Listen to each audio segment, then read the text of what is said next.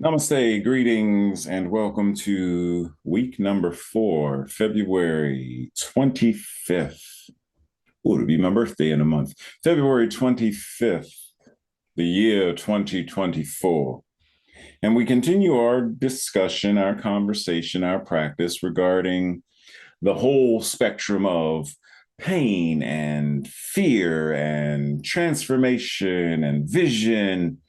And today we're specifically talking about how discomfort is the least of our concerns.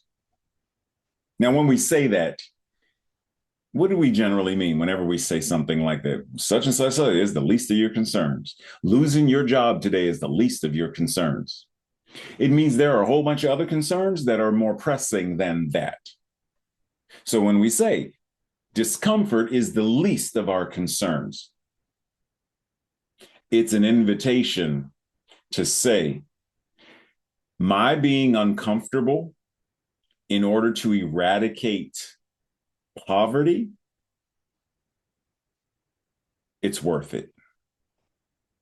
Because the experience of poverty and inequity is far more impactful in a non-life affirming way or life denying way than is my discomfort.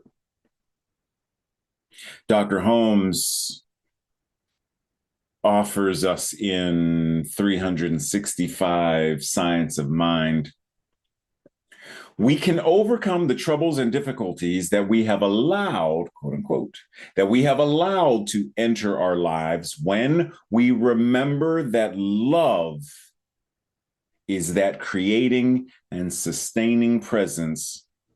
And he says, within all. I say, that is all. God loves, moves, gives, and exists in, through, and as me. That's my remix. Simply says, and exists in me. As I eliminate anger and resentment, the divine nature flows freely through me. My edit. Through me, in me, around me, and as me. I don't like the language that it's just in or it just moves through. If God is all there is, then it's in, through, as, around, it's all of it. So God loves, God moves, God gives, and God exists within me, and God exists as me. It's just that's me. That's my thing. So we can overcome the troubles. Let's talk about the troubles. What exactly are we referring to? Remember last week I asked about that specificity of language. What are our troubles? And then he says, and difficulties. We can overcome the troubles and difficulties. What are the troubles and difficulties that he says, have allowed to enter our lives? Now, I want to pause and recognize and bring to our awareness that the allowing may not necessarily be us individually, right? I and my consciousness did not allow Africans to be kidnapped and brought to the Americas and forced into slavery. I did not allow that. I did not allow those troubles. I did not allow those difficulties. And yet the collective consciousness was part of what created that. So when we say that we as a collective consciousness have allowed, just like we as a collective consciousness still allow there to be war. Until such time as we, the collective tipping point, have now put into the consciousness of that's eradicated and eliminated and unnecessary, then war will cease. Poverty will cease. In order to do so, we're invited once again to have language specificity. What are the troubles? What are the difficulties? And in what ways are we allowing? In what way, and I could say for me, in what way am I allowing the consciousness of war to exist within my own space? Well, I don't like my neighbor. So whenever I go outside, I purposely turn my head so I don't even have to look in his direction. Well, what is that? That's some form of animosity. Why am I purposefully turn? What is that doing? He's still there. Do I really think that I'm invisible? But so what difference does it make if I look at him? If I don't want to speak, don't speak. But why don't I want to speak? I could still head nod. I could say hello. In fact, when Tracy, my sister and I, sister of choice, and I moved here where we are, when I first started walking around the neighborhood, here's this random black guy. These people ain't never seen me, but I waved. I waved at everybody. When I started to see the same neighbor, mowing his lawn or whatever, and then there were days that he wasn't there, I would still wave in the direction of his house in case he or someone else was looking out the window and they would see. I acknowledged people, recognized people.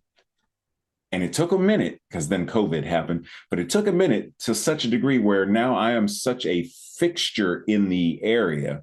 People are used to seeing the Superman hoodie or some superhero garb or something that oftentimes they wave at me before I wave at them. Even the neighbors that I know initially had a issue. Like there's a neighbor down the street that I know he doesn't like gay people, and I know he doesn't like black people. I know that. But I wore him down. I waved and spoke and waved and spoke and waved and spoke until one day he asked me, "What's your name?" "Ray." "And yours?" "Tom." "Nice to meet you." So now Tom speaks. May even stop while mowing the grass and, "Hey, how's it going? Haven't seen you in a while." "Oh, you had surgery. How are you now?" Now, I mention this specifically to say, once again, my discomfort is the least of my concerns. Do I want a world that works for all? Then what am I willing to do to create the new foundation that the collective consciousness is built upon so that equity, justice, and all of these things now are commonplace?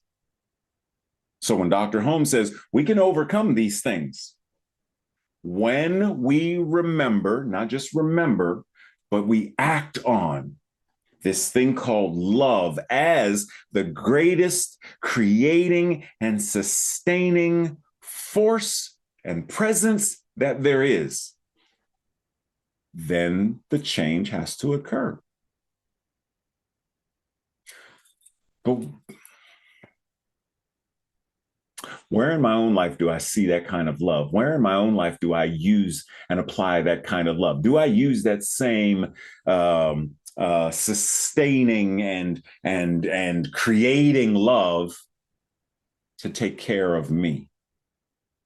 When we talk about self-care, all of the ways in which we show our own selves that we appreciate and love, and do I do that for me? Or do I push myself until I'm running on fumes? That's not self-care. Now, there are those, for the sake of being able to survive, have to push themselves to that degree.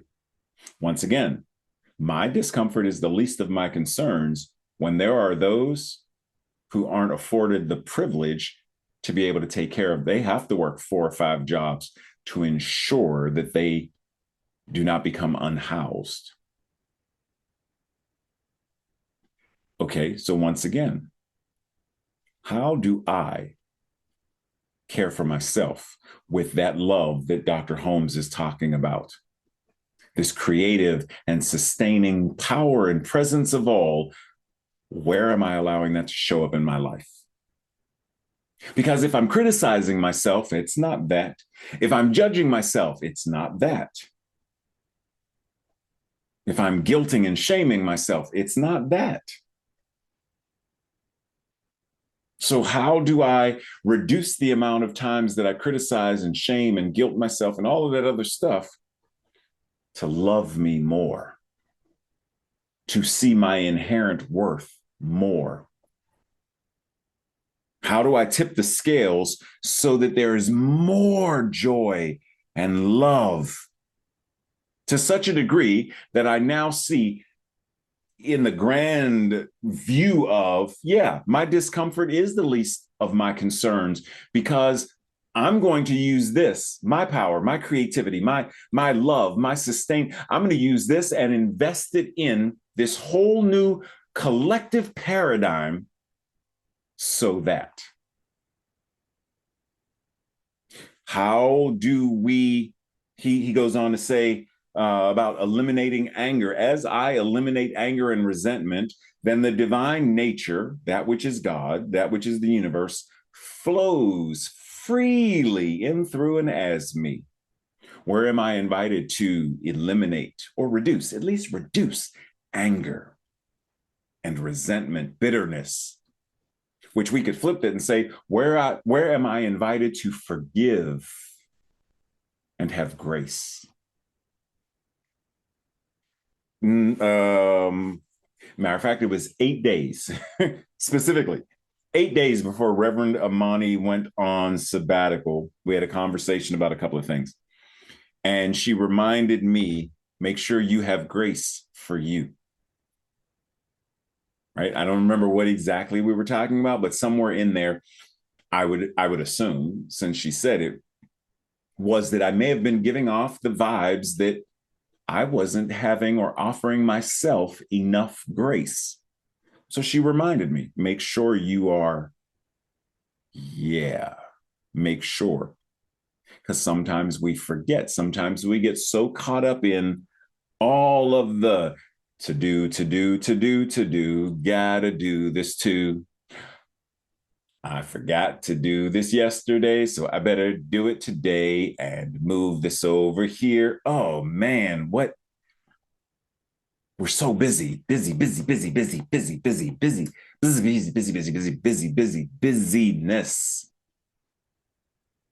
And oftentimes the busyness is unnecessary busyness. We're not doing it so we can survive. We're doing it because we have grown accustomed and addicted to the habituation of staying busy. Got it to do. And grace says, pause, say no, move that to next week, take a nap, go for a walk, watch a movie. Grace, release, surrender. Give myself space to breathe, to love. Because only from that space can I truly step into the realm of discomfort where I am now using a different set of muscles to change the collective discomfort in order to have transformation occur so that the collective consciousness has radically evolved and all of this other stuff is no more. And the vision, a world that works for all, is actually factually the experience. Backtrack, all the way back. Here. Check in. What's going on? What am I feeling? What are the troubles and problems of today? What are the angers and the resentments and the bitternesses and the guilts and the shames of today? Where and how might they be holding me back or holding me down or holding me prisoner? Where am I invited to bring the key that sets the captives free, that breaks the shackles? Where am I invited to lift my gaze, lift my eyes to the hills from whence comes my help? In other words, to raise my consciousness. Where am I invited? Because it's only in that space that we're going to truly be able to do the work. I mean, think about if you had to get surgery and you had three options. Dr. A has been working 4 days straight. Out of the 4 days, has had maybe a total of 3.5 hours of sleep, 10 minutes here, 15 minutes here, 5 minutes here, 5 minutes here, a quick cat nap here. Dr. 2 has been working 72 hours straight, no sleep at all. Dr. 3, oh, let's go back. A has had 2 meals, mostly Twinkies and coffee. Dr. B, a couple of slices of pizza, some tacos, a shot of something. Dr. C, or 3, full 9 hours of sleep, exercises regularly, meditates 3 times a day, eats nutritious meals, vitamin rich. Which of these 3 do you want to do your surgery today? Clearly, we want Dr. C, Dr. 3. Are we taking care of ourselves the same way that doctor, the same way we would expect, the same way that we desire that doctor who's now going to be taking care of us to do? Well, if this doctor is going to be taking care of us, they're doing the surgery. We are now the ones doing the surgery on our own bodies. We are the ones doing the surgery on our consciousness. We are the ones doing the surgery within all of our relationships. Certain things we cut off, certain things we cut out, certain things we add in, certain things we swap out and replace. We are the meta physicians who are tending to this body temple, mind, body, and soul that shows up in our relationships. It shows up in our finances. It shows up everywhere in all of this stuff. It shows up in through and all that. Are we taking care of ourselves to the best of our abilities? No guilt, no shame, simply observation. Because once again, we are not going to be able to step fully into transforming, based on the vision, transforming what it is we say we desire in our spiritual community, in our expanded community, in our city, in our state, in our region, in our country, on the continent, on the planet, and beyond. We're not going to be able to do any of that if we are not taken care of right here and right now. I'm so busy worrying what you're painting your garage. What color is it? They paint their garage. I know that's not. Is that purple? Why would they paint their garage purple? That just. Meanwhile, my garage is leaking. There's rats. And I ain't talking about rats that cook. We ain't talking about ratatouille. We talking about just rats. Like they straight off the subway system in New York City. The rats. Large enough that you could ride like you on Tatooine and on the, anyhow, Star Trek, Star Wars reference. Sorry, move. Squirrel. I'm so worried about what you're doing that I'm not staying in my own lane, which means I'm swerving through traffic. Stay in your lane. Stay in your car. Drive. How do I live my life so well that it influences and impacts the collective so that the amount of discomfort experienced, those larger concerns of discomfort, are now being addressed? I can't do any of that if I am unwilling to love. You know the song, I love myself so much so that I can love you so much, so that you can love you so much. And then you can start loving me, but then we can start loving we.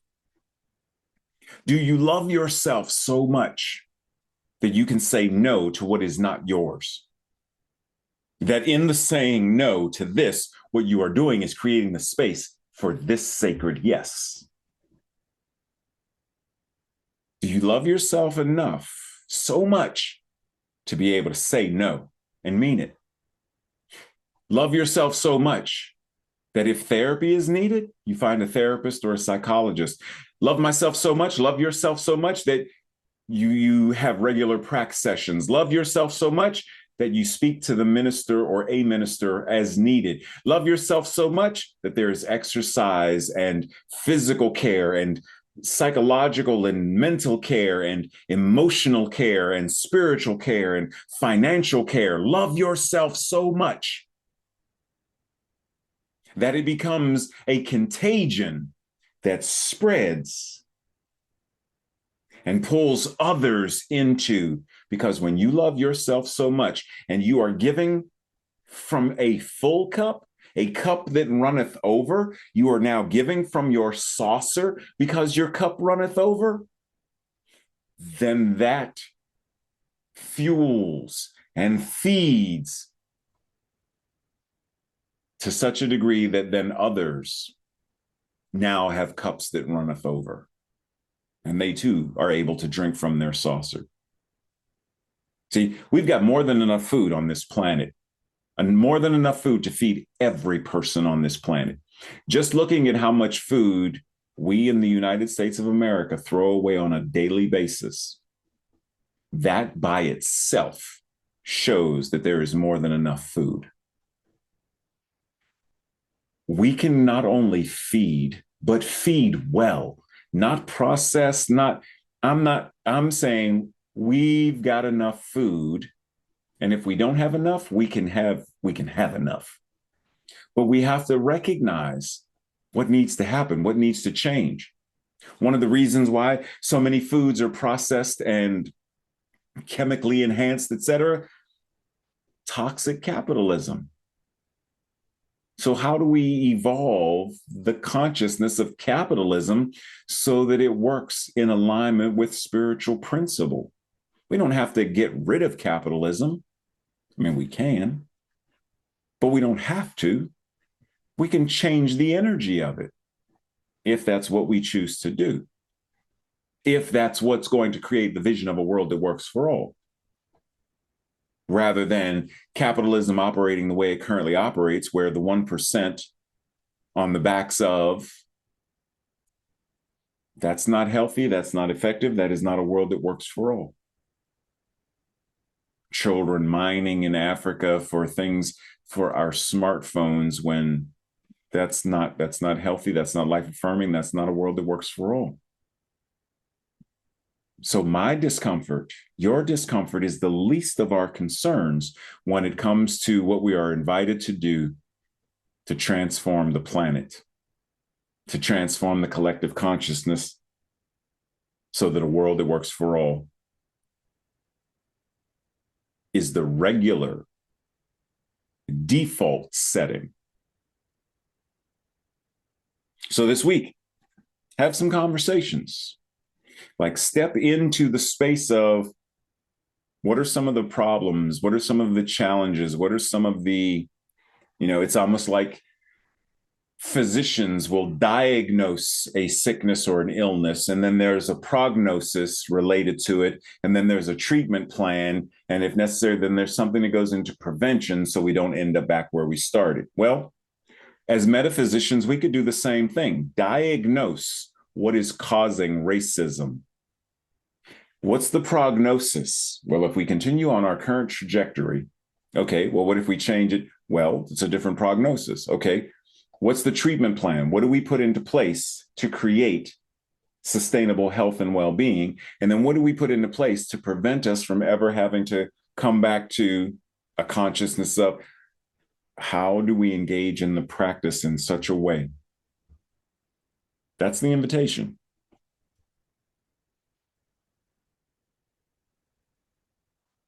So we breathe and we end the month of February.